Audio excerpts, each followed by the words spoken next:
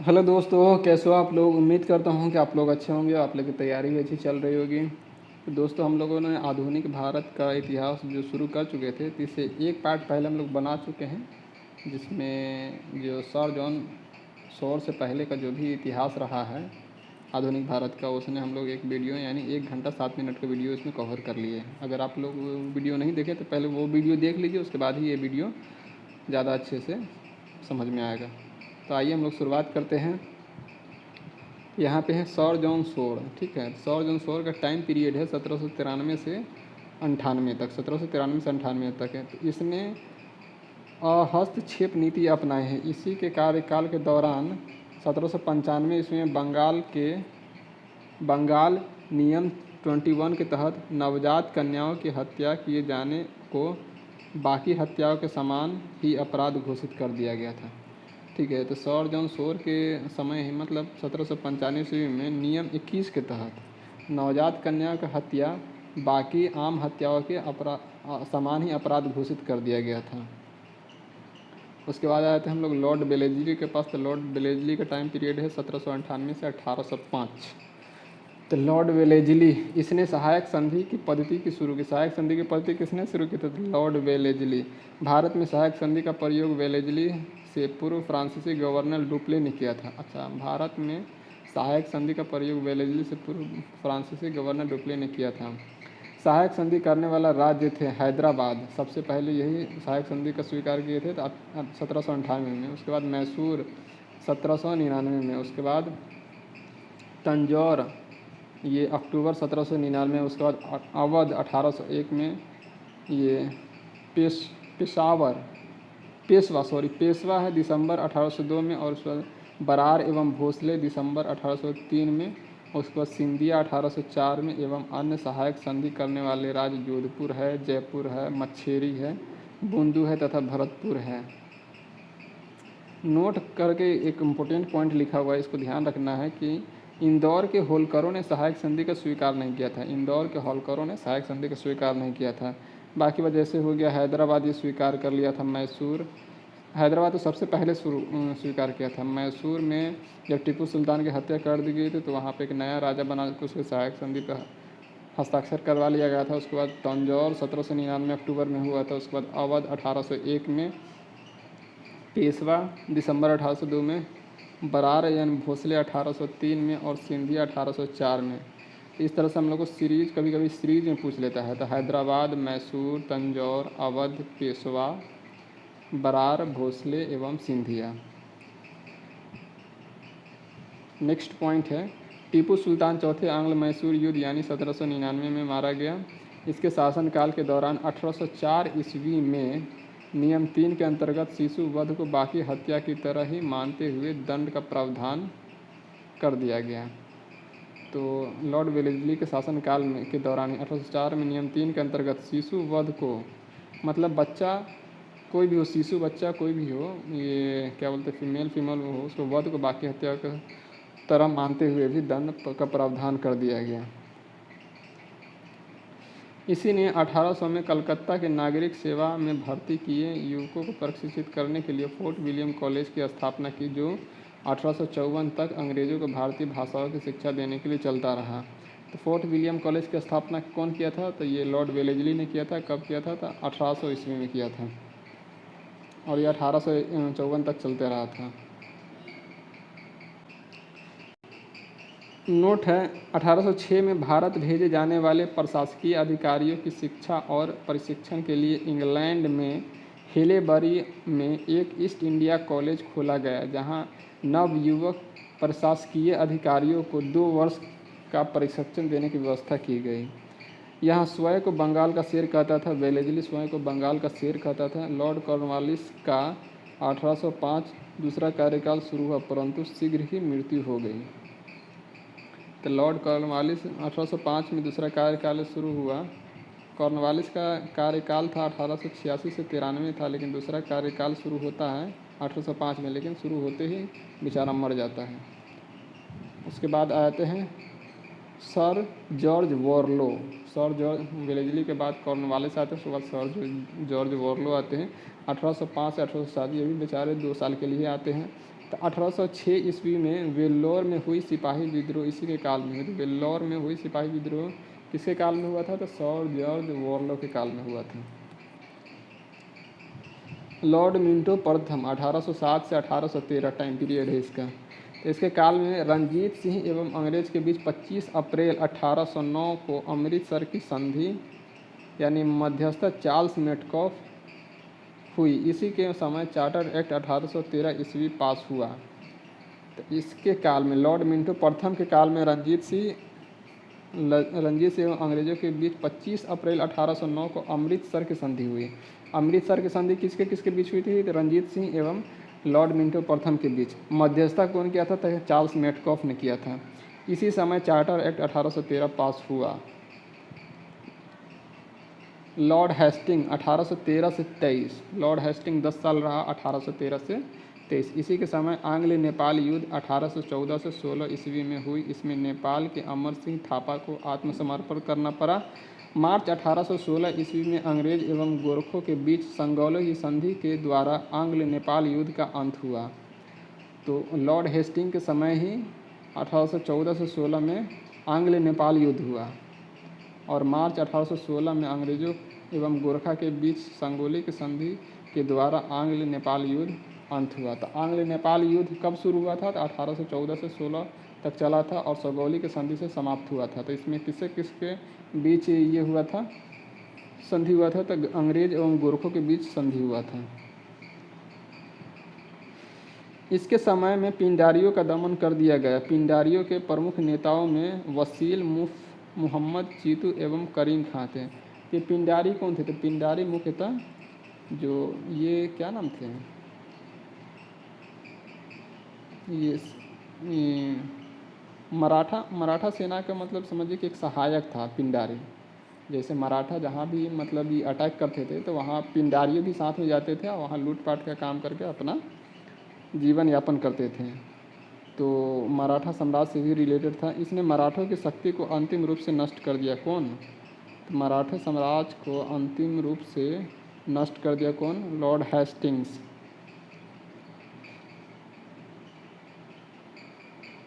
इसने प्रेस पर लगे प्रतिबंध को समाप्त कर प्रेस मार्गदर्शन के लिए नियम बनाए। इसने प्रेस पर लगे प्रतिबंध को समाप्त कर प्रेस मार्गदर्शन के लिए नियम बनाए। इसी के समय 1822 ईस्वी में टेनेंसी एक्ट या काश्तकारी अधिनियम लागू हुआ। तो इसी के समय 1822 ईस्वी में टेनेंसी एक्ट या काश्तकारी अधिनियम लागू हुआ। ठीक है, तो ये याद रखना है। टेनेंसी एक्ट यानी काश्तकारी नियम किसके समय लागू हुआ? तो लॉर्ड हेस्टिंग के समय 1822 में। उसके बाद आते हैं 1823 से 1828, मतलब 5 साल ये रहा लॉर्ड एम हर्स्ट का शासनकाल। तो लॉर्ड एम हर्स्ट, इसके समय में प्रथम आंग्ल बर्मा युद्ध हुआ। प्रथम आंग्ल बर्मा युद्ध कब हुआ था? 1824 से 26। प्रथम आंग्ल नेपाल युद्ध कब हुआ था? तो 1814 से 16 में हुआ था। और प्रथम आंग्ल बर्मा युद्ध कब हुआ था? तो 1824 से 26 हुआ था। 1826 में बर्मा एवं अंग्रेजों के बीच यांडबू की संधि हुई। 1826 में बर्मा एवं अंग्रेजों के बीच यांडबू की संधि हुई। 1824 ईस्वी में बैरकपुर का सैन्य विद्रोह भी इसी के समय हुआ था।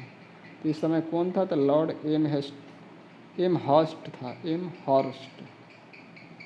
तो एम हर्स्ट के समय ही 1824 से 26 में आंग्ल बर्मा युद्ध हुआ और 26 में बर्मा एवं अंग्रेजों के बीच यांड्यूब की संधि हुई।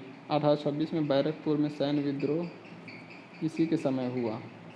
ठीक है, तो इस तरह से हम लोग लॉर्ड एम्स्टन का टाइम पीरियड देख लिया। अब आगे आते हैं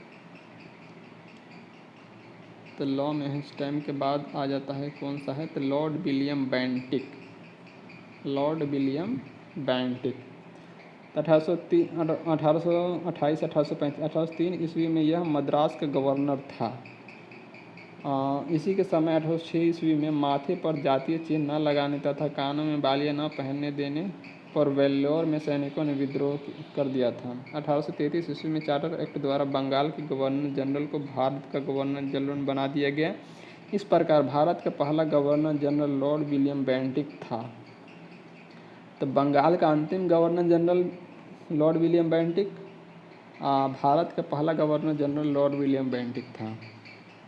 नोट, बंगाल का प्रथम गवर्नर जनरल वॉरेन हेस्टिंग था। राजा राम मोहन राय के सहयोग से बेंटिक ने 1829 में सती प्रथा को समाप्त कर दिया। बेंटिक ने इस प्रथा के खिलाफ कानून बनाकर 1829 ईस्वी में धारा 17 के द्वारा विधवाओं के सती होने की अवैध घोषित कर दिया। किसके द्वारा? धारा 17 के द्वारा 1829 में। अकबर और मराठा पेशवाओं ने सती प्रथा पर रोक लगाने का प्रयास किया था। अकबर और मराठा पेशवाओं ने सती प्रथा पर रोक लगाने का प्रयास किया था। बेंटिक ने कर्नल स्लीमैन की सहायता से 1830 ईस्वी तक ठगी प्रथा को समाप्त कर दिया था। ठग देवी काली की पूजा करते थे। तो विलियम बेंटिक ने कर्नल स्लीमैन की सहायता से 1830 ईस्वी में ठगी प्रथा को समाप्त कर दिया। ठग देवी काली पूजा करते थे। सन 1835 में बेंटिक ने कलकत्ता मेडिकल कॉलेज की स्थापना करवाया। तो कलकत्ता मेडिकल कॉलेज की स्थापना 1835 में किसने करवाया था? तो विलियम बेंटिक ने करवाया था। इसी के समय मैकाले की अनुशंसा पर अंग्रेजों को शिक्षा का माध्यम बनाया गया। मैकाले द्वारा कानून का वर्गीकरण भी किया गया था। तो इसी के समय मैकाले की अनुशंसा पर अंग्रेजी की शिक्षा का माध्यम बनाया गया और मैकाले द्वारा कानून का वर्गीकरण किया गया। बेंटिक ने 1831 में मैसूर तथा 1834 ईस्वी में कुर्गा एवं मध्य कचेर को हड़प लिया। बेंटिक ने 1831 ईस्वी में मैसूर तथा 1834 ईस्वी में कुर्गा एवं मध्य कचेर को हड़प लिया। इसने भारतीयों को उत्तरदायी पदों पर नियुक्त किया। इसके समय में भारतीयों को प्रदान किया गया उच्चतम पद सदर अमीन का था, जिसे 700 रुपये प्रतिमाह तनख्वाह मिलती थी। इसके समय कंपनी के 1833 के चार्टर एक्ट द्वारा यह निश्चित किया गया कि धर्म, जाति, रंग अथवा जन्म के आधार पर किसी व्यक्ति के कंपनी की सेवा में प्रवेश करने से नहीं रोका जा सकता। 1833 के चार्टर एक्ट के द्वारा क्या किया गया है कि धर्म, जाति, रंग अथवा जन्म के आधार पर किसी व्यक्ति के कंपनी की सेवा के प्रवेश में करने पर रोका नहीं जा सकता। इसने शिशु बालिका की हत्या पर प्रतिबंध लगा दिया। शिशु बालिका की हत्या पर प्रतिबंध कौन लगाया था? तो ये लगाया था विलियम बेंटिक ने। अब आ जाता है चार्ल्स मेटकॉफ। इसका शासनकाल है 1835 से 1836, मतलब 1 साल था। चार्ल्स मेटकॉफ 1 साल था। इसने अपने 1 वर्ष के कार्यकाल में प्रेस पर से नियंत्रण हटा लिए, इसलिए इसे भारतीय प्रेस का मुक्तिदाता कहा जाता है। तो भारतीय प्रेस का मुक्तिदाता किसे कहा जाता है? तो चार्ल्स मेटकॉफ को कहा जाता है। लॉर्ड ऑकलैंड 1836 से 1842। तो मेटकॉफ ने प्रेस का मुक्तिदाता कहा जाता है। लॉर्ड ऑकलैंड 1836 से 1842 के लॉर्ड ऑकलैंड 1836 से 1882। इसी के समय सबसे महत्वपूर्ण घटना है प्रथम आंग्ल अफगान युद्ध। तो प्रथम आंग्ल अफगान युद्ध कब हुआ था? तो 1839 से 1842 के बीच हुआ था। और उस समय कौन था अंग्रेज गवर्नर? तो ये था लॉर्ड ऑकलैंड था। इसका टाइम पीरियड है 1836 से 1842। तो 1839 में इसने कलकत्ता से दिल्ली तक ग्रैंड ट्रंक रोड की मरम्मत करवाया। तो लॉर्ड ऑकलैंड ने 1839 में कलकत्ता से दिल्ली तक ग्रैंड ट्रंक रोड की मरम्मत करवाया था। इसी के समय भारतीय विद्यार्थियों को डॉक्टर की शिक्षा हेतु विदेश जाने की अनुमति ब्रिटिश संसद ने प्रदान की। तो लॉर्ड ऑकलैंड के समय ही भारतीय विद्यार्थियों को डॉक्टरी की शिक्षा हेतु विदेश जाने की अनुमति प्रदान ब्रिटिश संसद ने की। उसके बाद आए थे हम लोग लॉर्ड एलिनब्रो के पास। तो लॉर्ड एलिनब्रो का शासनकाल है 1842 से 1844। लॉर्ड एलिनब्रो प्रथम आंग्ल अफगान युद्ध समाप्त इसी के समय हुआ था। सिंध को अगस्त 1843 ईस्वी में पूर्ण रूप से ब्रिटिश साम्राज्य में मिला लिया गया। 1843 में सिंध विजय के विषय में नेपियर का कथन है कि वह अफगानी तूफान की पूंछ थी। सिंध विजय के विषय में नेपियर का कथन है कि वह अफगानी तूफान की पूंछ थी। दास प्रथा का उन्मूलन इसी के समय हुआ था। दास प्रथा का उन्मूलन किसके समय हुआ था? तो लॉर्ड एलिनब्रो के समय हुआ था। इसका शासनकाल है 1842 से 44। और 1843 के एक्ट 5 के द्वारा दास प्रथा का उन्मूलन कर दिया गया लॉर्ड एलिनब्रो के शासनकाल में। नोट: रविवार की छुट्टी की शुरुआत 1843 ईस्वी में इसी के समय हुआ था। लॉर्ड एलिनब्रो के समय में रविवार की छुट्टी की शुरुआत। लॉर्ड हॉर्डिंग 1844 से 1848, इसके काल की सबसे महत्वपूर्ण घटना थी प्रथम आंग्ल सिख युद्ध 1845 से 1846 ईस्वी। इसमें अंग्रेज विजयी हुए। इसने नर बलि प्रथा पर प्रतिबंध लगा दिया। तो लॉर्ड हार्डिंग 1844 से 1848 ईस्वी इसका टाइम पीरियड है। इसके काल की सबसे महत्वपूर्ण घटना थी प्रथम आंग्ल सिख युद्ध 1845 से 1846, इसमें अंग्रेज विजयी हुए।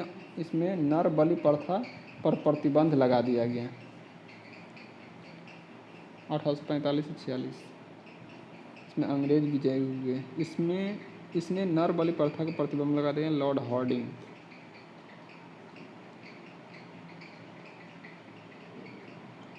अब आ जाते हैं लॉर्ड डलहौजी के पास। 1848 से 1856 का टाइम पीरियड है। द्वितीय आंग्ल सिख युद्ध 1848 से 1849, तो इसके टाइम में हुआ था, लॉर्ड डलहौजी के समय हुआ तथा पंजाब का ब्रिटिश शासन में विलय 29 मार्च 1849 को जगत प्रसिद्ध सिख राज्य का प्रसिद्ध हीरा कोहिनूर महारानी विक्टोरिया को भेजा गया था। द्वितीय आंग्ल सिख युद्ध के दौरान 3 युद्ध लड़े गए थे। प्रथम रामनगर का युद्ध 16 नवंबर 1848 ईस्वी को अनिर्णित, मतलब कोई निर्णय नहीं लिया गया था इसमें।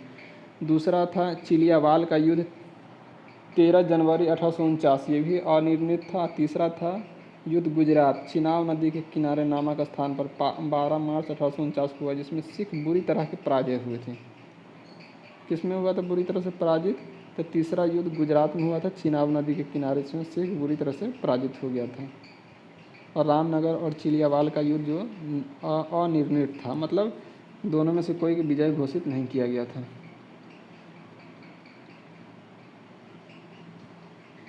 द्वितीय आंग्ल बर्मा युद्ध और 1852 ईस्वी में लोअर बर्मा एवं पिंगू को अंग्रेजी राज में मिला लिया गया। द्वितीय आंग्ल बर्मा युद्ध और 1852 ईस्वी में लोअर बर्मा एवं पिंगू को अंग्रेजी राज में मिला लिया गया। डलहौजी ने सिक्किम पर 2 अंग्रेज डॉक्टरों के साथ दुर्व्यवहार का आरोप लगाकर सन 1850 में उस पर अधिकार कर लिया। डलहौजी ने सिक्किम पर 2 अंग्रेज डॉक्टरों के साथ दुर्व्यवहार का आरोप लगाकर सन 1850 में उस पर अधिकार कर लिया। 1852 ईस्वी में एक इनाम कमीशन की स्थापना की गई। इसका उद्देश्य भूमि कर रहित जागीरों का पता करके उन्हें छीनना था।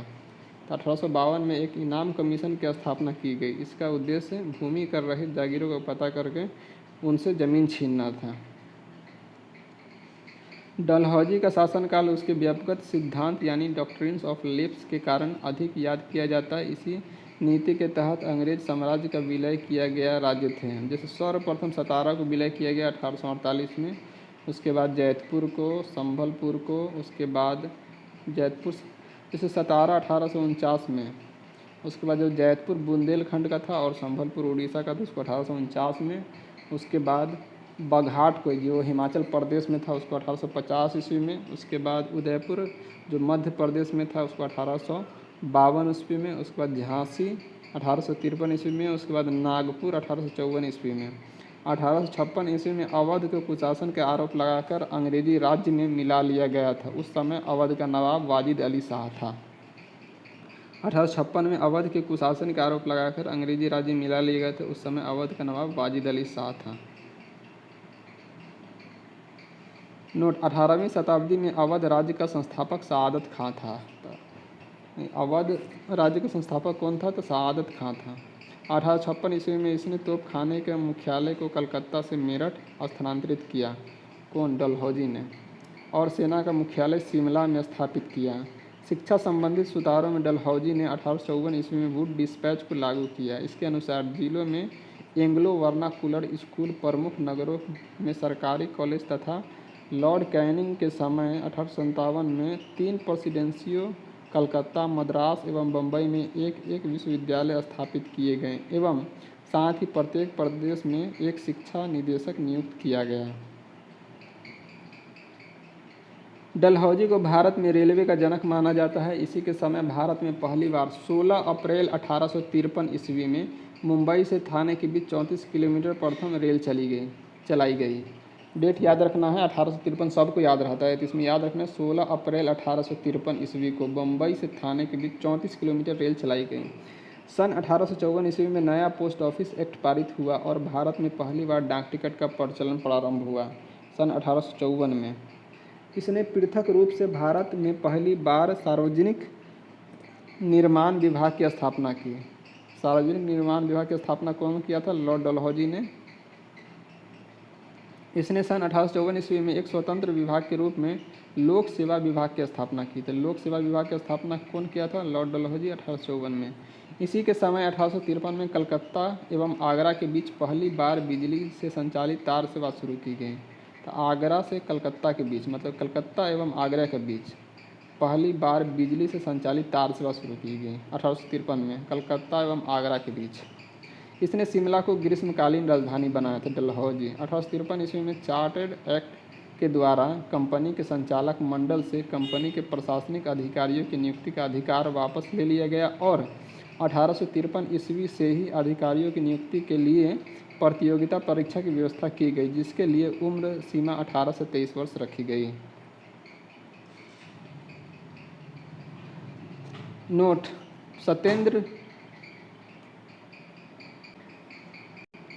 सत्येंद्रनाथ टैगोर पहले भारतीय थे जिन्होंने 1863 ईस्वी में लंदन में हुई सिविल सेवा परीक्षा में सफलता प्राप्त की।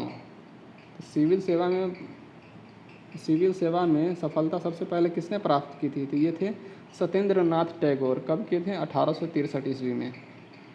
1922 ईस्वी में इलाहाबाद एवं लंदन दोनों स्थानों पर साथ साथ सिविल सेवा परीक्षा का आयोजन किया जाने लगा था 1922 में। 1863 में सत्येंद्रनाथ टैगोर पहले भारतीय थे जिसने सिविल सेवा की परीक्षा सफलतापूर्वक पास किया था और 1922 में इलाहाबाद एवं लंदन दोनों स्थानों पर साथ साथ सिविल सेवा परीक्षा का आयोजन किया जाने लगा। डलहौजी ने नर बलि प्रथा को रोकने का प्रयास किया था। डलहौजी ने नर बलि प्रथा को रोकने का प्रयास किया था।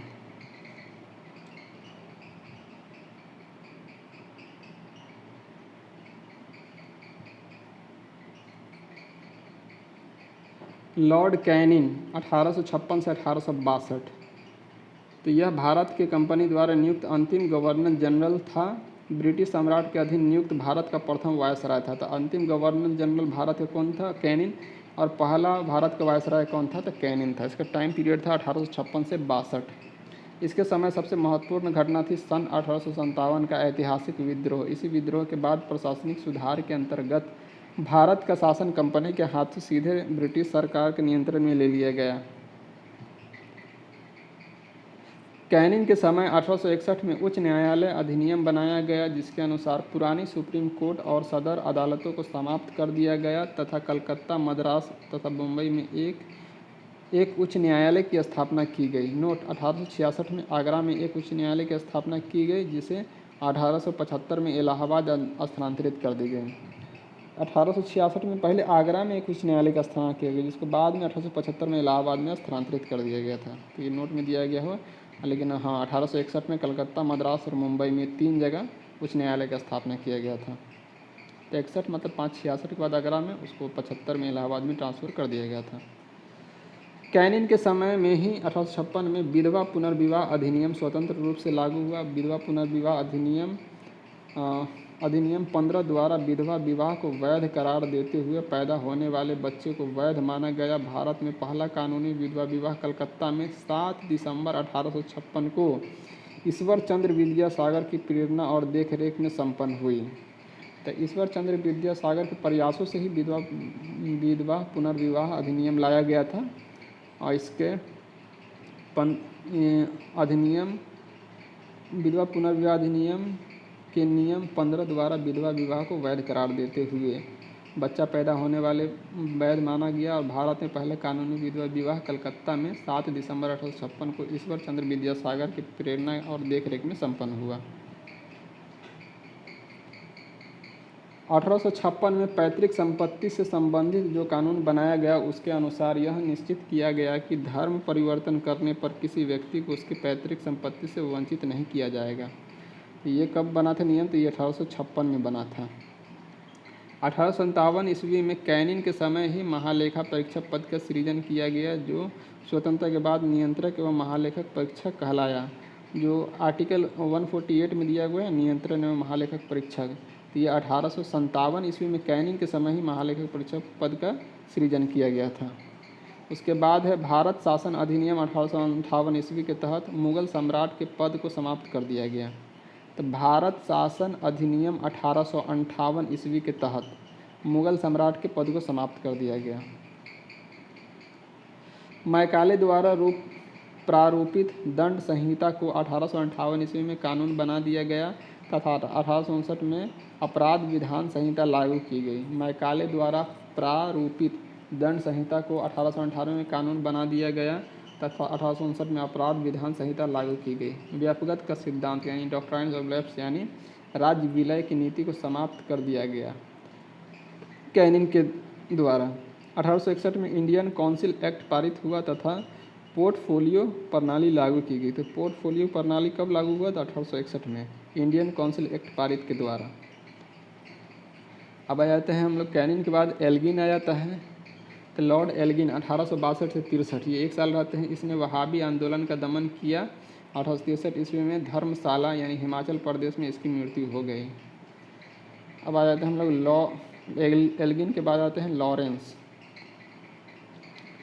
तो लॉर्ड लॉरेंस 1864 से 1869 ईस्वी। 1865 ईस्वी में भूटान ने ब्रिटिश साम्राज्य पर आक्रमण किया। अफगानिस्तान के संबंध में इसने हस्तक्षेप की नीति अपनाई जिसे शानदार निष्क्रियता के नाम से जाना जाता है। इसी के समय उड़ीसा में सन 1866 ईस्वी में तथा बुंदेलखंड एवं राजपूताना में 1868 से 69 में भीषण अकाल पड़ा। किस? लॉर्ड लॉरेंस के समय। इसने हेनरी कैंपबेल के नेतृत्व में अकाल आयोग का गठन किया। कौन? लॉर्ड लॉरेंस ने हेनरी कैंपबेल के नेतृत्व में अकाल आयोग का गठन किया। सन 1865 ईस्वी में लॉर्ड लॉरेंस द्वारा एक यूरोप के बीच प्रथम समुद्री टेलीग्राफ सेवा शुरू की गई। तो भारत एवं यूरोप के बीच प्रथम समुद्री टेलीग्राफ सेवा कब शुरू की गई? तो 1865 में। किसका समय था? तो ये लॉर्ड लॉरेंस का समय था। उसके बाद आते हैं लॉर्ड मेयो 1869 से 1872। तो लॉर्ड मेयो ने अजमेर में 1872 ईस्वी में मेयो कॉलेज की स्थापना की। अजमेर में मेयो कॉलेज की स्थापना की किसने की? तो लॉर्ड मेयो ने 1872 में। इसने सन 1872 ईस्वी में कृषि विभाग की स्थापना की। लॉर्ड मेयो ने 1872 में कृषि विभाग की स्थापना की। भारत में अंग्रेज के समय में प्रथम जनगणना 1872 ईस्वी में लॉर्ड मेयो के कार्यकाल में हुआ। 1872 में एक अफगान शेर अली अफरीदी ने 8 फरवरी 1872 ईस्वी में पोर्ट ब्लेयर में चाकू मारकर इसकी हत्या कर दी। मतलब लॉर्ड मेयो की हत्या कौन किया था? ये किया था एक अफगान शेर अली अफरीदी ने 8 फरवरी 1872 को पोर्ट ब्लेयर में चाकू मारकर इसकी हत्या कर दी थी।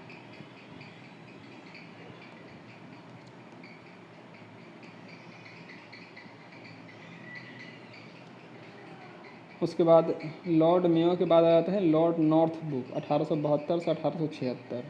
तो नॉर्थब्रुक के बारे में हम लोग पढ़ लेते हैं। तो इसके समय में बंगाल में भयानक अकाल पड़ा। किसके समय?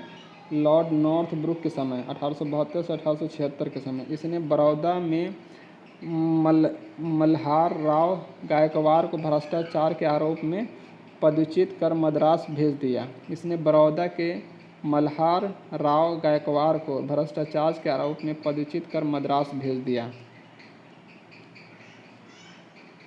लॉर्ड नॉर्थब्रुक ने यह घोषणा की कि मेरा उद्देश्य करों को हटाना तथा अनावश्यक वैधानिक कार्रवाइयों को बंद करना है। पंजाब का प्रसिद्ध कूका आंदोलन इसी के समय में हुआ था। लॉर्ड नॉर्थब्रुक के समय हुआ था कूका आंदोलन। इसी के समय से स्वेज नहर खुल जाने से भारत एवं ब्रिटेन के बीच व्यापार की वृद्धि हुई। तो लॉर्ड नॉर्थब्रुक के समय है स्वेज नहर चालू हुआ था। आ जाते हैं हम लोग लॉर्ड लीटन के समय। लॉर्ड लीटन का टाइम पीरियड है 1876 से 80। यह एक प्रसिद्ध उपन्यासकार, निबंध लेखक एवं साहित्यकार था। कौन? Lord Lytton. साहित्य काश में इसने ओवन मेरेडिस के नाम से जाना जाता था। इसके समय में बम्बई, मद्रास, हैदराबाद, पंजाब, मध्य भारत आदि में भयानक अकाल पड़ा। लॉर्ड लीटन के समय कहाँ बम्बई, मद्रास, हैदराबाद, पंजाब में भयानक अकाल पड़ा। लीटन ने रिचर्ड स्ट्रेची की अध्यक्षता में 1878 में एक अकाल आयोग की नियुक्ति की। अकाल आयोग की नियुक्ति कौन की थी? तो लॉर्ड लीटन ने की थी। रिचर्ड स्ट्रेची की अध्यक्षता में 1878 में। 1 जनवरी 1877 को ब्रिटेन की महारानी विक्टोरिया को कैसर हिंद की उपाधि से सम्मानित करने के लिए दिल्ली दरबार का आयोजन किया गया। 1 जनवरी 1877 को ब्रिटेन की महारानी विक्टोरिया को कैसर हिंद की उपाधि से सम्मानित करने के लिए दिल्ली दरबार का आयोजन किया गया। मार्च 1878 ईस्वी में लीटन ने भारतीय समाचार पत्र अधिनियम यानी वर्नाकुलर प्रेस एक्ट पारित कर भारतीय समाचार पत्रों पर कठोर प्रतिबंध लगा दिए, विशेषकर राष्ट्रवादी समाचार पत्र सोम प्रकाश को प्रतिबंधित करने के लिए। इस कानून के प्रावधान था कि अगर किसी अखबार में कोई आपत्तिजनक चीज़ छपती है तो सरकार उसकी प्रिंटिंग प्रेस सहित सारी संपत्ति जब्त कर सकती है। ये मार्च 1878 में आता है वर्नाकुलर प्रेस एक्ट, ये लॉर्ड लीटन लेके आता है। और मुख्यतः किसको प्रतिबंध करना था, तो इसका टारगेट था सोम प्रकाश, जो ईश्वर चंद्र विद्यासागर द्वारा प्रकाशित किया जा रहा था। नोट: पायनियर अखबार ने वर्नाकुलर प्रेस एक्ट 1878 का समर्थन किया था। पायनियर अखबार ने वर्नाकुलर प्रेस एक्ट 1878 का समर्थन किया था। इसी के समय में सन 1878 में भारतीय शस्त्र अधिनियम पारित हुआ, जिसके तहत शस्त्र रखने एवं व्यापार करने के लिए लाइसेंस अनिवार्य बना दिया गया। किसके समय? लॉर्ड लीटन के समय 1878 में। इसने सिविल सेवा परीक्षा में प्रवेश की अधिकतम आयु सीमा 21 से घटाकर 19 वर्ष कर दी। नोट: 1857 में सिविल सेवा परीक्षा में से सम्मिलित होने की आयु 23 वर्ष निर्धारित की गई थी। 1859 में आयु सीमा घटाकर 22 वर्ष और 1866 में इसकी घटाकर 21 वर्ष किया गया था। लीटन ने अलीगढ़ में एक मुस्लिम एंग्लो प्राच्य महाविद्यालय की स्थापना की। लीटन ने अलीगढ़ में एक मुस्लिम एंग्लो प्राच्य महाविद्यालय की स्थापना की। लॉर्ड रिपन स्थानीय स्वशासन का जनक। तो लॉर्ड रिपन को स्थानीय स्वशासन का जनक कहा जाता है। इसका टाइम पीरियड है 1880 से 1884। लॉर्ड रिपन को स्थानीय स्वशासन का जनक कहा जाता है। प्रधानमंत्री ग्लैडस्टोन ने परामर्श के परामर्श पर रिपन ने सर्वप्रथम समाचार पत्रों की स्वतंत्रता को बहाल करते हुए सन 1882 में वर्नाकुलर प्रेस एक्ट को समाप्त कर दिया। तो किससे परामर्श किया था? तो प्रधानमंत्री ग्लैडस्टोन से परामर्श पर। और भारतीय भाषाओं में प्रकाशित होने वाले समाचार पत्रों को भी वही सुविधाएं दी गई जो अन्य समाचार पत्रों को प्राप्त थी। इसने सिविल सेवा में प्रवेश की अधिकतम आयु 19 से बढ़ाकर 21 वर्ष कर दिया। इसने स्थानीय स्वशासन की शुरुआत की। 18 मई 1882 को स्थानीय स्वशासन संबंधित एक कानून बनाया, जिसके आधार पर विभिन्न प्रांतों में 1833 से 1885 के मध्य स्थानीय स्वशासन संबंधित कानून बनाए गए। इसके समय में ही भारत में सन 1881 ईस्वी में सर्वप्रथम नियमित जनगणना करवाई गई। तब से लेकर अब तक प्रत्येक 10 वर्ष के अंतराल पर जनगणना की जाती है। नियमित जनगणना किसके समय हुआ था? लॉर्ड रिपन के समय 1881 में। 1881 की जनगणना में हैदराबाद और राजपुताने को नहीं जोड़ा गया था। हैदराबाद और राजपुताने को नहीं जोड़ा गया था 1881 के जनगणना में। नोट है: भारत में पहली बार जनगणना सन 1872 ईस्वी में हुई, परंतु इसमें भारत के संपूर्ण भागों का प्रतिनिधित्व नहीं हुआ। लगभग 20% भारत का भाग इससे छूट गया था।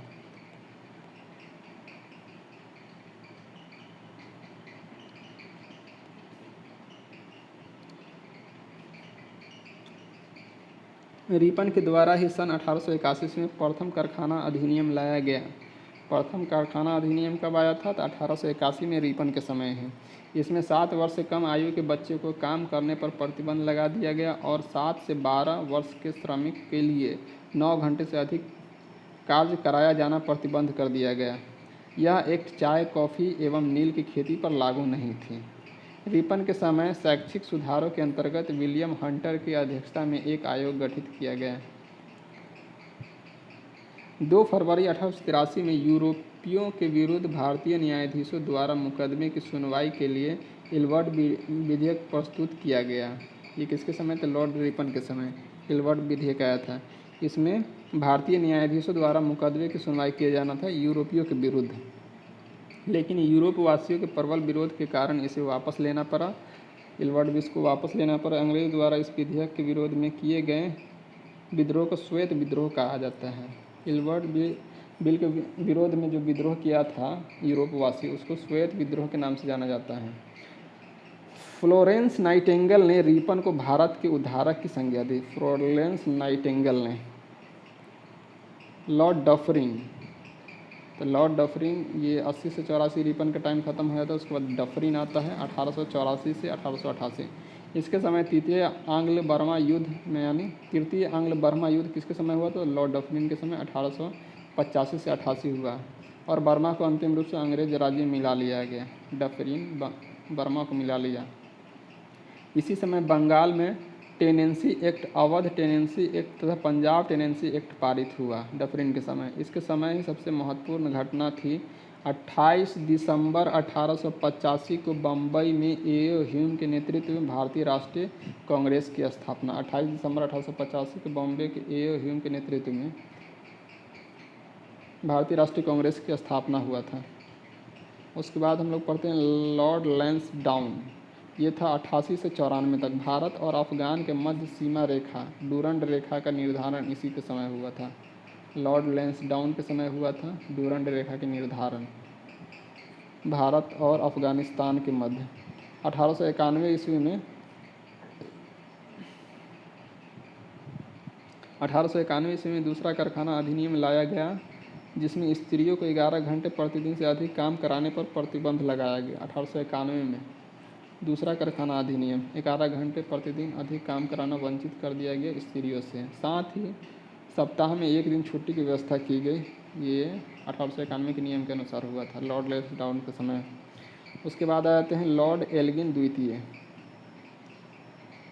तो लॉर्ड एल्गिन द्वितीय 1894 से 1899 हैं। लॉर्ड एल्गिन द्वितीय भारत को तलवार के बल पर विजित किया गया और तलवार के बल पर ही इसकी रक्षा की जाएगी, यह कथन लॉर्ड एल्गिन द्वितीय का है। भारत को तलवार के बल पर विजित किया गया और तलवार के बल पर इसकी रक्षा की जाएगी, यह कथन लॉर्ड एल्गिन द्वितीय का था। 1895 से 1898 के मध्य उत्तर प्रदेश, बिहार, पंजाब एवं मध्य प्रदेश में भयंकर अकाल पड़ा लॉर्ड एल्गिन द्वितीय के समय। कर्जन साहब को देख लेते हैं। तो कर्जन साहब का टाइम पीरियड है 1899 से 1905 ईस्वी। 1899 में कर्जन ने भारतीय टंकन और पत्र मुद्रा अधिनियम पारित कराकर अंग्रेजी स्वर्ण मुद्रा को भारत की कानूनी मुद्रा घोषित कर दिया। शासन की कार्य क्षमता के आधार पर लॉर्ड कर्जन ने रिपन द्वारा स्थापित स्थानीय स्वशासन प्रणाली पर आघात किया और 1899 कलकत्ता कॉरपोरेशन अधिनियम बनाया। शासन की कार्य क्षमता के आधार पर लॉर्ड कर्जन ने रिपन द्वारा स्थापित अस्थायी स्वशासन की प्रणाली पर आघात किया और 1899 में कलकत्ता कॉरपोरेशन अधिनियम बनाया। कर्जन ने सन 1901 में सर कॉलिन स्कॉट मॉनफ्रिक की अध्यक्षता में एक सिंचाई आयोग, टॉमस रॉबर्ट्स की अध्यक्षता में एक रेलवे आयोग, 1902 ईस्वी में सर एंड्रयूज फ्रेजर की अध्यक्षता में एक पुलिस आयोग एवं सर टॉमस रैले की अध्यक्षता में विश्वविद्यालय आयोग की स्थापना की। तो कर्जन ने सन 1901 में सर कॉलिन स्कॉट मॉनफ्रिक की अध्यक्षता में एक सिंचाई आयोग, टॉमस रॉबर्ट की अध्यक्षता में एक रेलवे आयोग, 1902 ईस्वी में सर एंड्रयूज फ्रेजर की अध्यक्षता में एक पुलिस आयोग एवं सर टॉमस रेले की अध्यक्षता में विश्वविद्यालय आयोग की स्थापना की। 1904 ईस्वी में भारतीय विश्वविद्यालय अधिनियम पास किया गया।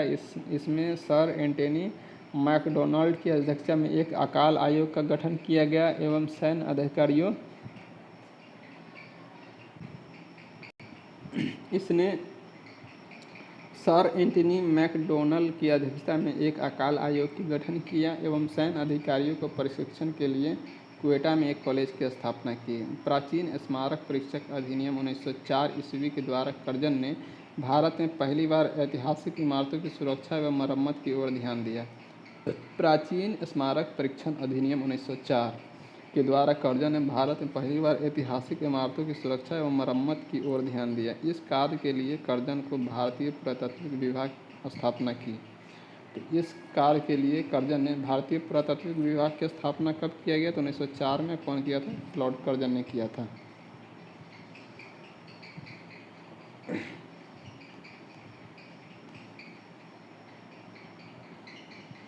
कर्जन के समय 1904 में सहकारी उधार समिति अधिनियम बनाया गया, जिसके द्वारा सहकारी समितियों की स्थापना करके किसानों को उचित ब्याज पर रुपया कर्ज देने की व्यवस्था की गई। इसने कृषि बैंक खुलवाए। इसने 1901 में कृषि इंस्पेक्टर जनरल की नियुक्ति की। इसके समय 1905 में पूसा में एक कृषि अनुसंधान संस्था खोली गई। कर्जन के समय ही पहली बार प्रत्येक प्रांत और केंद्र स्तर पर एक निदेशक के अधीन एक पृथक गुप्तचर विभाग की स्थापना की गई। लॉर्ड कर्जन के समय ही किचनर परीक्षा को सैनिक प्रशिक्षण में शामिल करने के सेना की युद्ध क्षमता को बढ़ाया गया। इसी के कार्यकाल के दौरान कलकत्ता में विक्टोरियल मेमोरियल हॉल के निर्माण हुआ। कर्जन के समय ही कर्जन के भारत विरोधी कार्यों में सर्वाधिक महत्वपूर्ण कार्य था 1905 ईस्वी में बंगाल विभाजन। 19 जुलाई 1905 को बंगाल विभाजन के निर्णय की घोषणा हुई, शिमला में की गई। 19 जुलाई 1905 में बंगाल विभाजन के निर्णय की घोषणा शिमला में की गई। इसका प्रारूप प्रकाशित किया गया सितंबर 1905 में। उसे सम्राट ने भी स्वीकृति दे दी। 16 अक्टूबर 1905 को इस बंगाल विभाजन की योजना को लागू किया गया। बंगाल दो प्रांतों में बट गया, एक पूर्वी बंगाल और असम प्रांत, दूसरा पश्चिमी बंगाल। पूर्वी बंगाल का मुख्यालय ढाका को बनाया गया एवं पूर्वी बंगाल का ले गवर्नर ब्लूमफील्ड फुलर को पश्चिमी बंगाल का ले गवर्नर एड्रिच फ्रेजर को बनाया गया।